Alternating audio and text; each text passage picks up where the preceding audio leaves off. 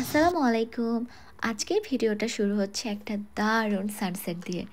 সূর্যটা ধীরে ধীরে নামছিল আর আকাশের রং এমন লাগছিল যে থেমে না দেখলে সত্যিই মিস হয়ে যেত। তাই প্রথমেই সেই মুহূর্তটা আপনাদের দেখালাম। আর আজ আমি এসেছি উইচিটার K96-এ।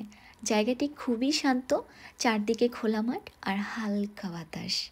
এখানে এলে এক ধরনের মানসিক শান্তি পাওয়া যায়। আর দেখবেন পাশে অনেকেই ফিশিং করছে। আর এই জায়গাটা এত নিরিবিলি যে লোকজন এসে চুপচাপ বসে মাছ ধরে আর নিজের মতো সময় কাটায়।